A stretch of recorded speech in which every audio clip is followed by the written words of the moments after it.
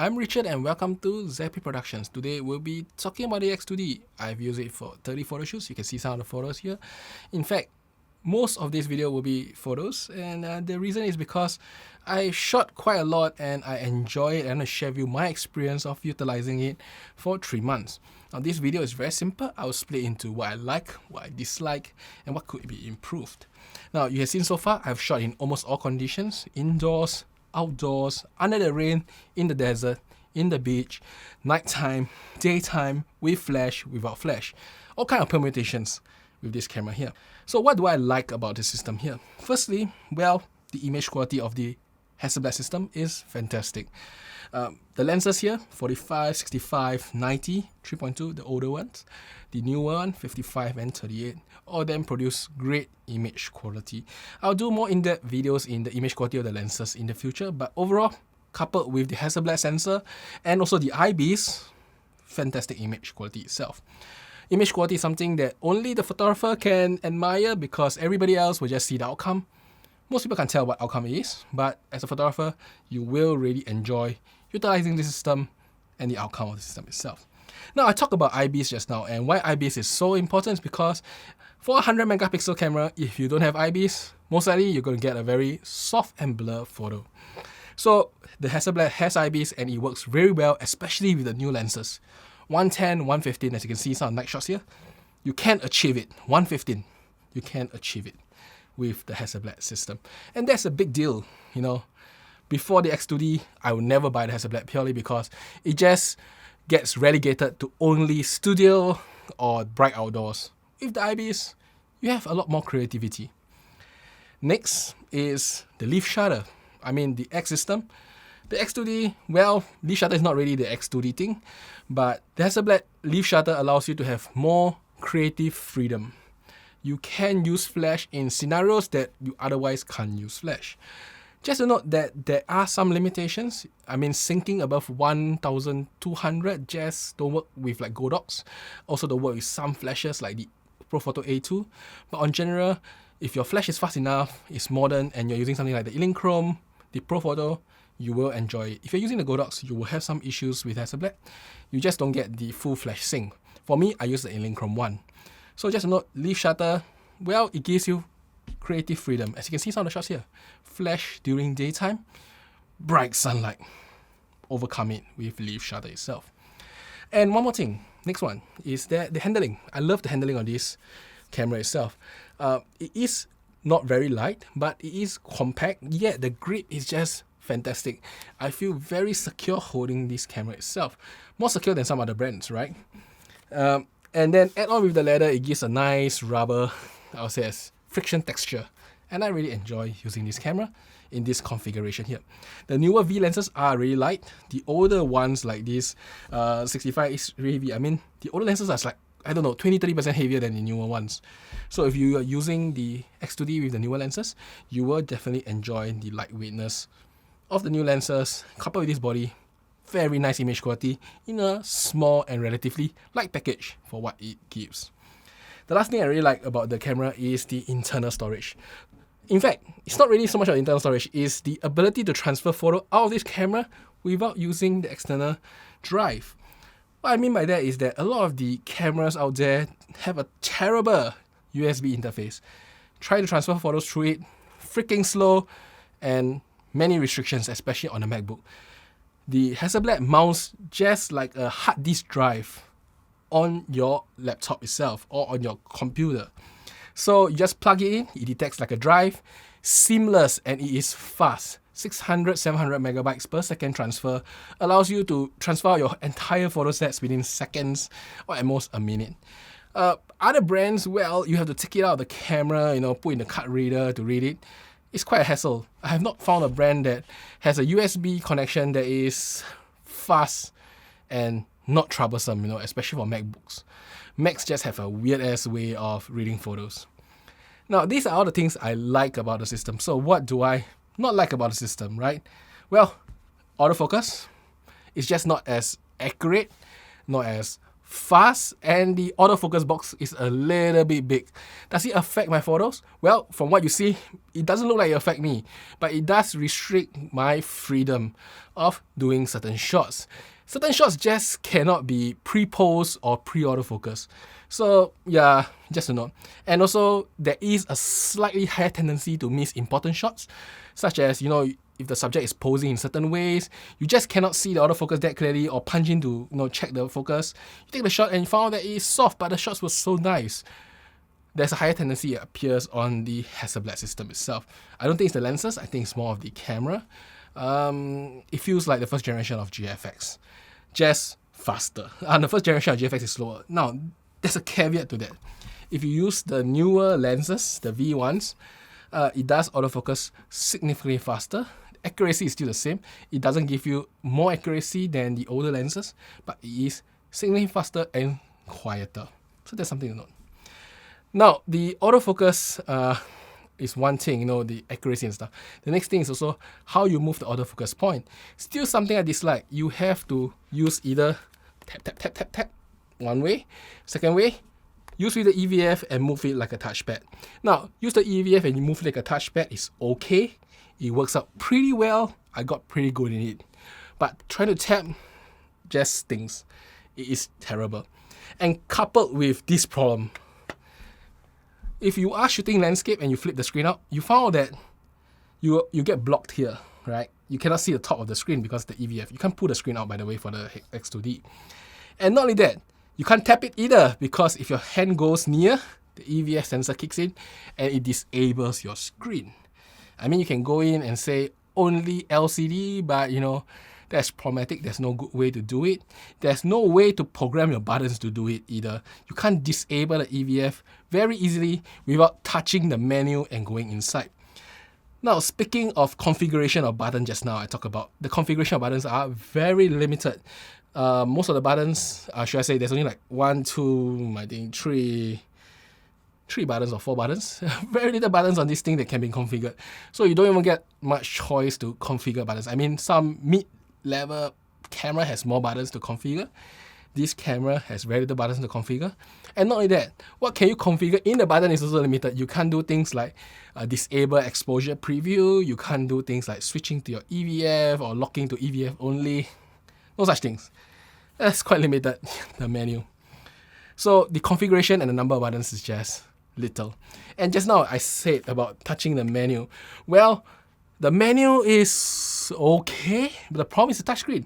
This is a pretty decent touchscreen. I'm sure it's a capacitive, but it is not very sensitive. That's one thing. And secondly, sometimes it gets messed up easily by sweat, water, whatever, and it's sometimes not responsive. So in Singapore, it's very humid, so you tend to sweat. One drop of sweat on it, you cannot touch the screen anymore. You have to wipe the screen, make sure it's dry, then you can touch it.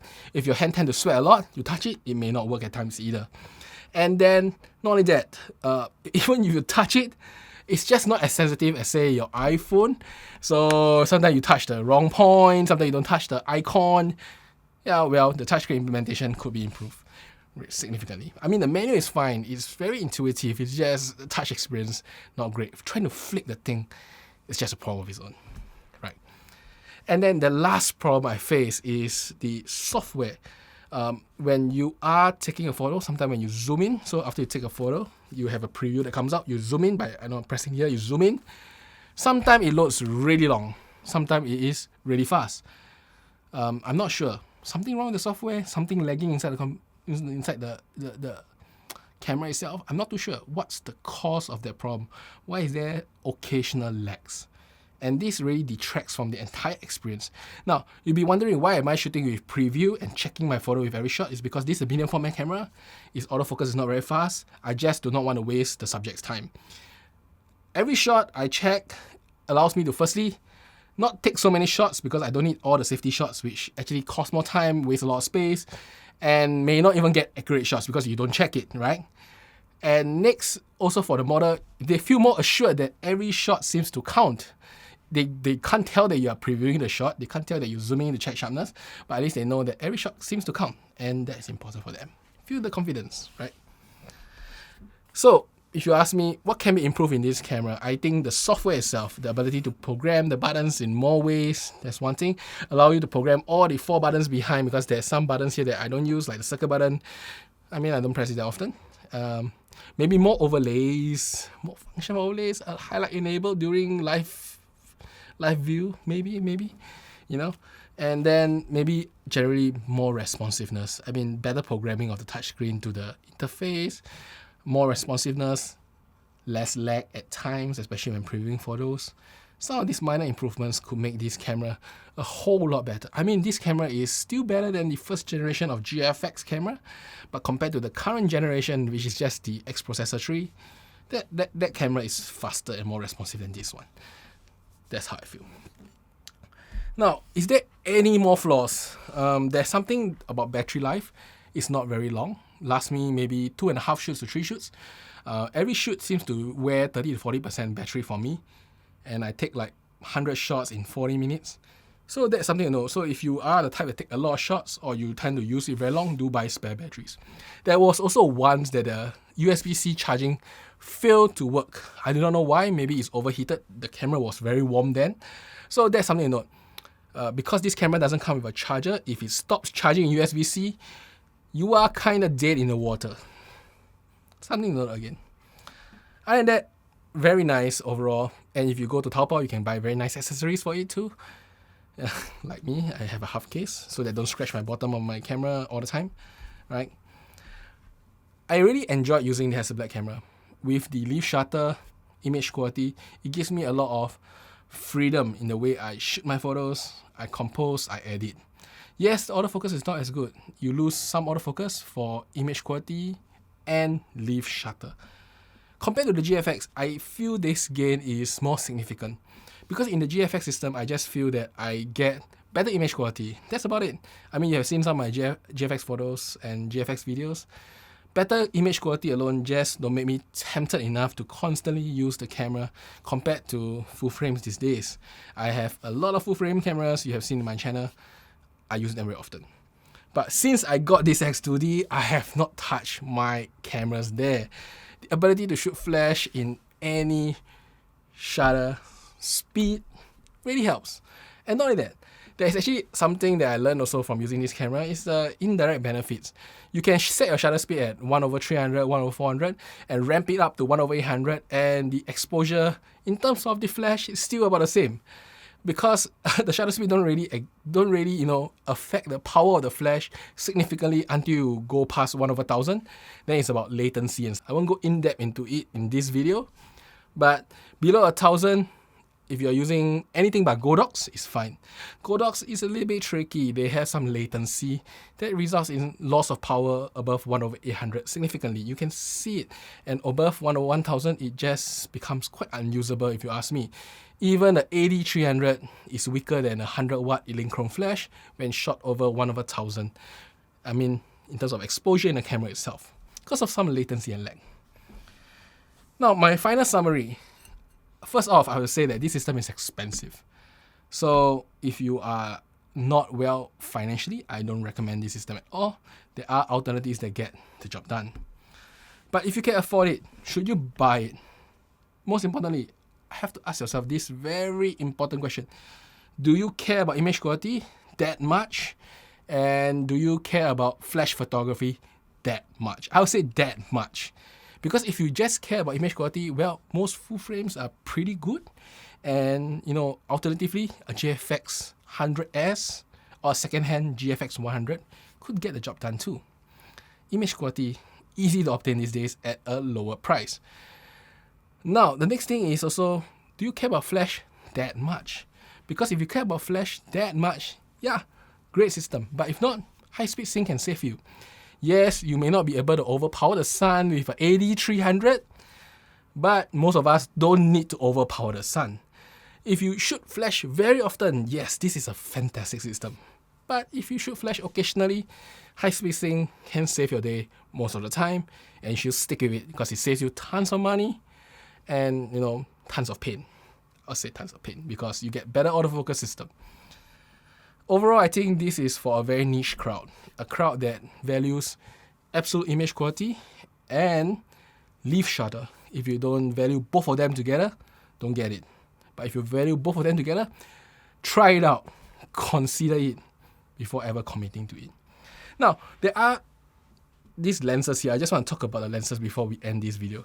Now, this 45 f3.5 I felt is a bit too slow, but it does get good image quality. I used this in the desert in Vietnam, so it worked out well, got very sandy, but performed fantastically. The 68 f2.8 or 65 f2.8 is a very nice lens, gives you good amount of bokeh. The quality is really nice of it. It's just a little bit heavy, and it even extends itself when you hold it on the hood. It's kind of weird, but it feels really, really nice to use in real life. Now, this 90mm f3.2 is something I use only for portraiture. I use it for a few shoots. Nice image quality, very sharp. And with f3.2, you will never be requiring to sync above 1/1000. But the bokeh, a bit lacking for a portrait lens. You could get it better ones in the GFX system at half the price. For the same price, you can get a brand new 80mm f1.7 or 1.8 for a price of second-hand of this. Second-hand of this is still same price as a brand new GFX lens. Now, the 55mm f2.5, fantastic piece of lens, very, very light, and it fixes some of the problem with the Hasselblad system, especially in manual focus. Because in manual focus for this lens, it actually follows the marking here, so you can fine-tune it better. The older lenses here, when you manual focus, is very wonky. Sometimes you may not be able to focus even properly. That's for another video, but yeah, manual focus on the V lens, fantastic. And they are so light, they don't extend, very quiet leaf shutter, very fast autofocusing, and generally very, very sharp images and better chromatic aberration control than the older lenses. And lastly, the 38mm here, same thing as the 55, just at 38mm. I think this 38mm is slightly sharper than 55, gut feeling, haven't really tried out. But so far, I don't really complain about sharpness for these cameras. 100% is still usable for me. 150% is still okay usable for me. 200%, probably not. Except for maybe the 65, I think 90, yeah, 200mm. 200%, not 200mm. 200%, pretty good. But the rest, not so much. And that's about it for today. I hope you enjoy this short little video on the X2D. It's a little bit uncut. I just leave most of whatever I said in the video here. But you can see the photos. I enjoy the system. Shot 30 overshoots with it for the last few months. And I think my experience will really help you understand a little bit more of this system here. And I hope you enjoy your time for this. That's about it. I'll see you again. Bye-bye.